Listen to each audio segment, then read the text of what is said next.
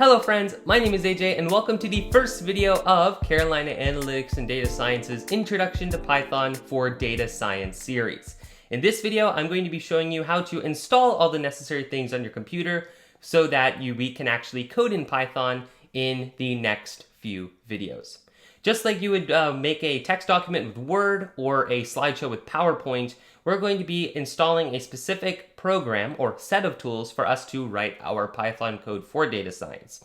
And the one that a lot of people use in the data science field, and one that is extremely powerful and versatile, is JupyterLab. So we're going to be using JupyterLab for most of this course. All right, so without further ado, let's get started. All right, everyone, so here on my computer, I'm just going to go to the browser of choice, and you want to go to anaconda.com. Now, Anaconda, think of it as like an entire toolbox of all of the data science related tools. Not only will it install JupyterLab for us, but it will also install Python, the actual programming language, if you haven't installed it already, as well as a bunch of packages for Python. And since you probably are not aware of what packages are, think of packages kind of as plugins for the programming language. It makes it easier for us to use it, and makes Python a little bit more specialized for data science. So what I'm going to do is I'm going to go over to products, and you want to go to individual edition. This is completely free and available on both Mac and Windows. You'll notice that I am on Mac. However, for the remainder of this course, there will be no difference between what I do on Mac and what I do on Windows. So you'll see here that this is the same thing, whether you install here, this is for Mac OS, but you can also install it for Windows and Linux as well. And you can see there's a lot of different installers if you scroll down, if you have a 64-bit or a 32-bit computer. So I'm going to go over here, and you're essentially just going to click download. And there's a newsletter, and once you download it right here, all right, you'll see that there is this package, this .pkg file. So what you want to do is open that and follow the instructions. And once you actually install it, you will have an app called Anaconda Navigator. And once you install Anaconda, you can open the Anaconda Navigator, and it might take a second to load. As you can see here, these are all of the tools that Anaconda installed for us. So we have a lot of things here. We have Data Lore, which is an online data analysis tool. We have JupyterLab, which is what we're going to be using through these tutorials. Jupyter Notebook, which is actually just a more simpler version of JupyterLab. Think of JupyterLab as Jupyter Notebook, but slightly more upgraded and slightly more features. And because of that, it'll be easier for us to use throughout the rest of the course. There's also many different tools over here which we might use in the future. There's also the Environments tab, which, as you can see here, will probably have a long list of items, and these are all of the packages and things that Anaconda installed for us. And that's very, very good, especially ones such as pandas right over here. This is something that we'll be using later on in the series, and pandas is one of the most useful data science packages for Python. So we'll be using that in the future. Right now, though, we're only going to be doing very basic programming and kind of teaching the basics of programming, and then we'll move into that. So what you can do here is under JupyterLab, you can press on Launch, and it's going to open up JupyterLab in your browser. So it is a browser-based program, and you can see right over here, this is what it should start out with. You'll see on the left-hand side, you have a place for all of your files. And this is very, very good. For example, I can create a new folder here called test, and now I can access that folder. And I can go back by pressing on, you can see here that this is the file path. If you press on the item that is to the left of it, in this case, the folder is called video 1, it will move me out of that folder. You can also create a new file, for example, a text file, which you can actually write in. For example, hello world. This is just a .txt file, no code here, but it is very useful to have a file explorer on the side, because as you're working with more and more files, data sets, or images, or anything, being able to see them on the left-hand side is very, very useful. And that's one of the good things with JupyterLab. In addition here, in the main page, this is where our actual Jupyter notebooks would actually sit. So if you think about Word again, as in this case JupyterLab, you can think of the actual .docx files as a notebook. So we write our code in files called notebooks, and we use JupyterLab to open, to modify, and to run our notebooks. So what I'm going to do here is I'm actually going to create a new notebook, and we can do that by simply clicking on this tile that says Python 3. Python 3 is the more up-to-date version of Python, and that is what we're going to be using throughout the series. So if I click here, you can see that a new notebook has been created. Now, you might be wondering, you know, what is going on here? All right, and one quick thing, I'm actually going to change my theme to light mode because this is probably how it will be showing up for most of you. I don't want it to be confused. However, if you prefer dark mode, you can do that by going to Settings, JupyterLab Theme, and turning on dark mode. But again, I'll leave it on light for the remainder of the series. Now, Jupyter notebooks themselves are a bit interesting because you have these components called cells. And this is, for example, a cell right over here. And we can write code in each of our cells. For example, this is a test. Now, of course, this is not actual code. This is just text, but I'm writing this here to show you. And I can add additional cells. So you see that there's this plus button here. If I click it, it'll add another cell below.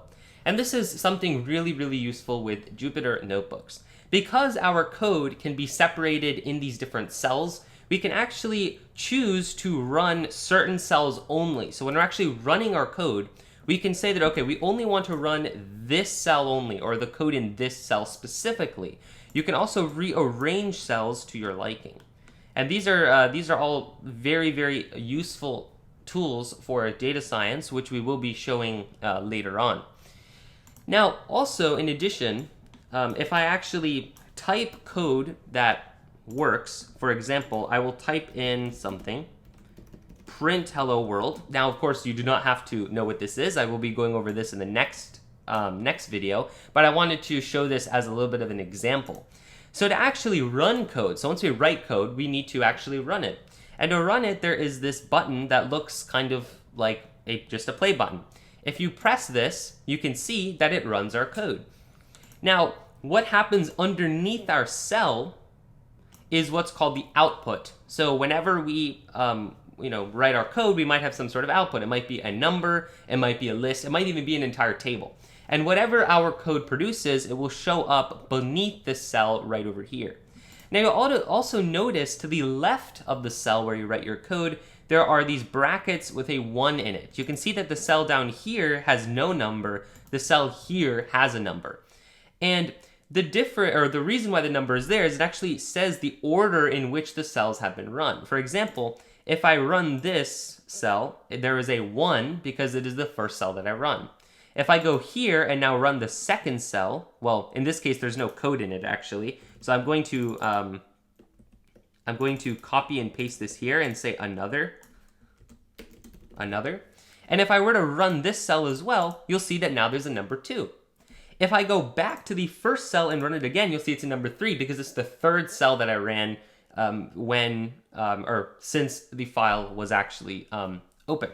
And we can reset this and also all of our outputs by pressing on this button right over here, which is fancily named Restart the Kernel. We will explain this later. However, kernel is basically just think of it as the current session. I know that it's a lot more in depth than that, but just for the purposes of this video, just think of it as kind of our session, meaning that this is our instance of our code. If I want to reset everything, meaning reset all of our outputs, reset the entire file, we can do that. And you can see that when I reset it, if I were to run again, we start at number 1 because now everything that we did previously or everything that we ran has been completely wiped out, and now we can run it from the beginning again. So we can add cells, we can move them around as well. Now, one other really good thing with Jupyter Notebooks is we can actually write text in our cells. So you see that there's a drop down here that says code. If I click on this, there's an option called markdown. And if I were to write something, for example, again, hello world, sorry for being slightly repetitive, and I run this cell, you'll see that it actually is text. It saves as text in our notebook. And this is great because we can actually provide explanations, for example, either paragraphs or even kind of descriptors to our code. We can add it in between cells, right? So for example, if I want to say, if I want to talk about the second cell, I can say that the cell below outputs the word another, just like that. And if I were to run this, you can see that it is now describing the cell below. This is a very, very, very useful tool, especially in data science, because as you're writing a lot of code, you might need to, not only refer back to what you did, but you can now organize your cells and actually label them in such a way which makes it easier for not only you to look back at it, but if anyone were to, open up your notebook that you created with all your code in it, it'll be easier for them to actually navigate. Now, in addition, we can make headers. So if I go to Markdown again and add the pound symbol in front, if I were to type, header 1 and run it, you can see that it's larger text because it is a header. You can add 2 and it makes a header 2. Well, okay, I have to change this to Markdown and then run it, and you can see now it is a slightly smaller header. And there are many, many different conventions that you can use in your Markdown cells, all these different symbols. For example, this might be for a header. This might be for a bulleted list. For example, bulleted list. Sorry, I need to go back and change it to Markdown. Make sure you do that. You can see now it's a bulleted list. Or I can make a quote by doing a kind of by doing the greater than symbol. This is a quote, and you can see now that there's a little line here. It's a quote. There's so many different things you can do in Markdown, and actually in the in a link in the description below, I will be posting a complete guide to Markdown. So definitely check it out. Knowing Markdown and being able to use Markdown in notebooks is very, very useful and also very good for organization purposes. All right, everyone. So now let's say that you are you're finished working with your notebook. Well, you can save it by pressing the save button here, or by using Command or Control S to save. And you can see that those last modified seconds ago, and now the file has been saved with this name. I can rename it by right-clicking, and you can see there are many options here. One of the ones that we might use commonly is copy path if we need to know the exact location of our files. Rename is also very, very useful. So let's say I want to call this video 1. You can see now that a notebook has changed to video 1. Now, when I modify my notebook, for example, if I type something here, you can see that there is now a dot on the right-hand side of my tab here. Whenever there's a dot, that means that there are unsaved changes. When I actually save my file, you'll see that the dot disappears because it is now fully saved. And now the last thing which I will mention, which is a very, very nice shortcut to actually run cells. Rather than going here and pressing this all the time, you can simply press Shift-Enter.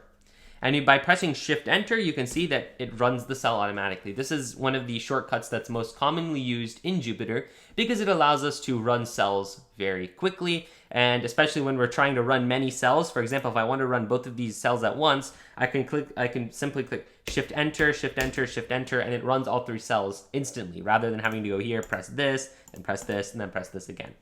And whether you use this is, of course, personal preference. However, Shift-Enter is very, very fast and also very easy. All right, so lastly, after running cells and showing the Markdown, I can show you how to delete cells. So to delete cells, you can click here, click on Edit, and then you can see here that there is a delete button. And there are other things as well. You can copy and paste entire cells, which is very nice. You can move cells up or down. Again, I showed how you could drag your cells around. And to delete your cell, you can just press Delete Cell, and the cell is gone. It's a little bit difficult to undo, however, so make sure that you, if you are deleting a cell, make sure that you actually want to delete it. You can see that there is an undo button, but when I press it, it doesn't do anything. So, right, undo often works within a cell, so if I make a change like this and I want to undo it, I can do so.